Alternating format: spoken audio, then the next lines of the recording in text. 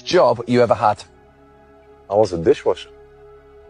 Yeah. In a restaurant? Or? In a restaurant, yeah. So when I was 16, 17. There's a hospital bed in Groningen, Netherlands, in the winter of 2011, and in it lies a 20-year-old boy who thinks he's about to die.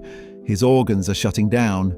Doctors are moving fast, and in a moment of pure fear, he sits up, grabs whatever paper is nearby, and starts writing something down, because he genuinely believes it might be the last thing he ever says to his family. That boy would go on to lift the Champions League. He would go on to lift the Premier League. He would be crowned the best defender alive. But before any of that, he was washing dishes in the back of a Dutch restaurant, getting paid almost nothing because the club that was supposed to build his career had already decided he wasn't worth the investment. This is the story of how Virgil van Dijk nearly lost everything before he ever won anything. Rewind further. Breda, Netherlands, late 1990s. Virgil is a football-mad kid. Decent, not spectacular, the kind of player who blends into a youth squad photo rather than standing out of it. He joins Willem II's academy as a boy, and for years nothing about him screams future world-class defender. If anything, it's the opposite. He's small, he's easily knocked off the ball. And by the time he's 16, Willem II's coaching staff are seriously debating whether to release him entirely. Picture that for a second. Not needs improvement. On the verge of being cut completely. Van Dijk would later admit it himself. He wasn't good enough, full stop. And he spent long stretches parked on the bench watching academy mates get the minutes he wanted. And here's the detail that never makes the highlight reels. While he was fighting to hold on to a youth deal that might not even come, he was also washing dishes in a local restaurant at night. Not for pocket money, because the club wasn't paying him enough to survive on. Imagine grinding through restaurant shifts, then showing up to training the next morning, hoping today's the day someone finally believes in you. But then something happened that nobody could have predicted. His body did what his talent alone couldn't. Over one summer break, Van Dijk shot up. A serious growth spurt, the kind that rewires a player's entire physical profile overnight. Suddenly, the kid who couldn't hold his ground against stronger opponents had the frame to match his technique. And here's the part that's easy to miss. Because he'd spent years being smaller and weaker than everyone else, he'd already been forced to learn the position the hard way. Positioning. Reading danger before it arrived. Using his brain because his body couldn't bail him out. Now he had both. He became captain of the under-18s. He started dominating games he used to struggle in. But even with all that progress, Willem II still wouldn't hand him a first-team contract. The club's reserve coach openly said Van Dijk had, in his words, too many limitations. So the door that should have opened for a homegrown talent stayed shut, and that rejection sent him 9 hours north, to a club most casual fans outside Holland had never heard of. FC Groningen signed him on a free transfer in 2010.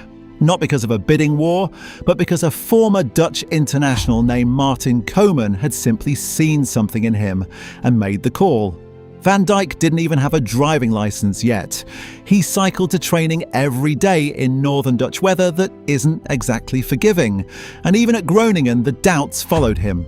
Coaching staff initially thought he looked overtired and held him back from first-team football, unaware it was just the accumulated grind of playing for multiple youth squads at once back at Willem II. He was rooming with teammates who were already breaking into the first team while he sat with the under-23s. He's spoken about that specific feeling, watching his own housemates walk out to first-team training while he stayed behind.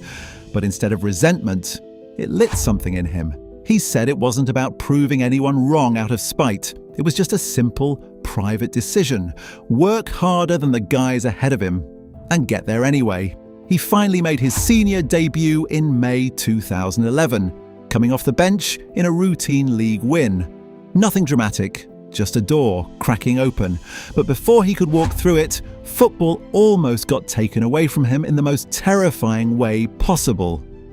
Late in 2011, not long after turning 20, Van Dijk started feeling sick. Really sick.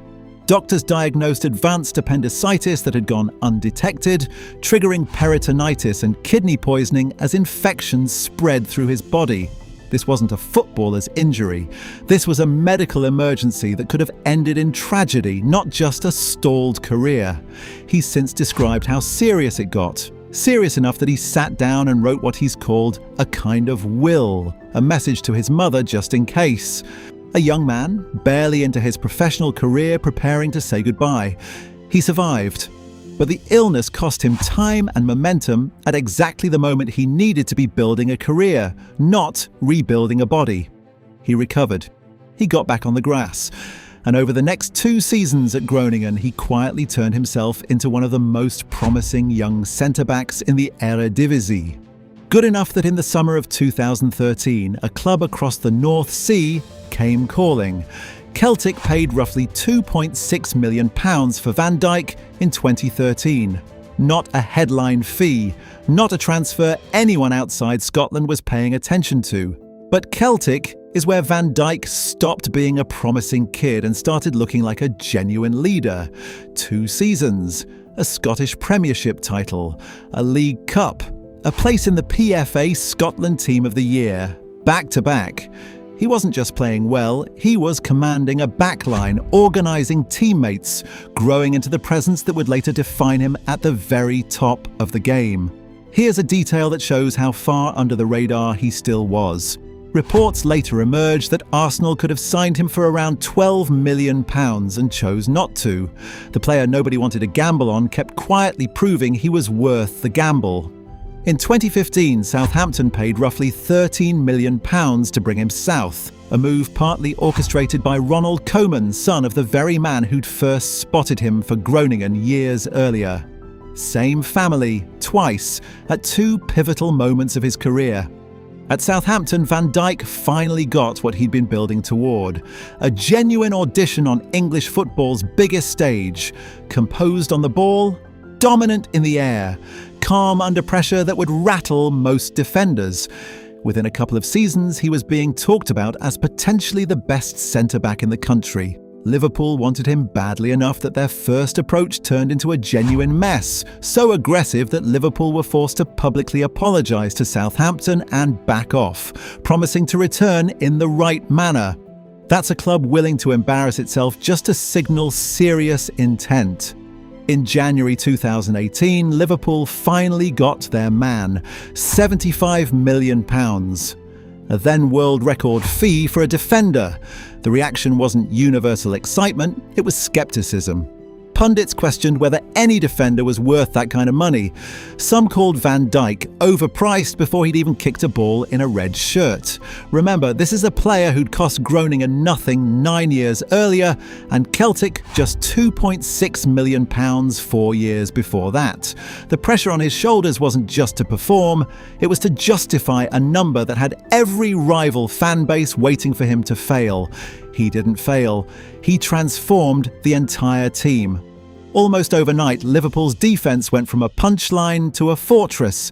Jurgen Klopp had spent years trying to fix a leaky backline, and suddenly, with one signing, the problem was gone. Liverpool reached the Champions League final that same year, 2018, and lost. But instead of falling apart, they came back stronger the following season and won it in 2019, beating Tottenham in Madrid. Then came the trophy nobody at the club had lifted in 3 decades. In 2019-20, Liverpool won the Premier League title, ending a 30-year wait. With Van Dijk as the defensive foundation, the whole triumph was built on. Individually, the recognition piled up. PFA Players Player of the Year, Premier League Player of the Season, and in 2019 he finished runner-up for the Ballon d'Or, the closest any defender had come to winning it in years, beaten only by Lionel Messi. A kid who'd been told he had too many limitations was now arguably the second best player on the planet. But football has a habit of punishing you right when you think you've made it. October 2020, Merseyside derby, Goodison Park. Early in the game, Everton goalkeeper Jordan Pickford came flying out and caught Van Dijk with a challenge that instantly changed the trajectory of Liverpool's season. Ruptured ACL. Season over before it had really begun. No penalty given, no card shown. Just a champion team suddenly missing its defensive leader for the entirety of a title defence. Liverpool's form cratered without him. The team that had strolled to the title the year before finished miles off the pace, and pundits pointed directly at the gap he'd left behind as proof of exactly how vital he'd become. For Van Dijk personally, this was the second time in his career his body had tried to derail everything he'd built. First, the illness in Groningen. Now a serious knee reconstruction in his prime at 29 years old, with no guarantee he'd ever move the same way again. He didn't just come back. He came back and picked up almost exactly where he left off. By the following season, Van Dijk was back in the Liverpool side, and by 2023, with Jordan Henderson departing for Saudi Arabia, the club made the decision that told you everything about how far he'd come from that Groningen apartment block. They handed him the armband, full-time Liverpool captain. The kid who used to watch his housemates walk out to first team training without him was now the man leading Liverpool out of the tunnel every single week. Since then, he's added an EFL Cup, scoring the winning goal himself in extra time of the 2024 final, and lifted a Premier League title as club captain in 2025. Liverpool's 20th, equaling the all-time record. Here's what makes this story worth telling. It isn't just that Van Dijk became good. Plenty of academy rejects have one good season and fade away. It's that every single setback in his career, the release threat at 16, the dishwashing shifts, the illness that nearly killed him, the ACL that could have ended his prime years, became raw material for the calm, almost unshakable leader he turned into. He's talked about watching former teammates from his amateur days still grinding out careers in Holland's lower divisions on minimum wage, and how that keeps him grounded. That's not the mindset of someone who forgot where he came from. That's someone who never stopped carrying it with him. The boy who wasn't good enough for Willem II is now, by any reasonable measure, one of the greatest defenders the Premier League has ever seen. Somewhere in Groningen, there's probably still a version of that hospital room in his memory. The fear, the uncertainty, the note he never wanted to have to write. And every time he walks out at Anfield wearing the captain's armband, it's worth remembering just how easily this story could have ended in a restaurant kitchen instead of on football's biggest stages. If you enjoyed this one, make sure you're subscribed. There's a lot more of these stories still to come.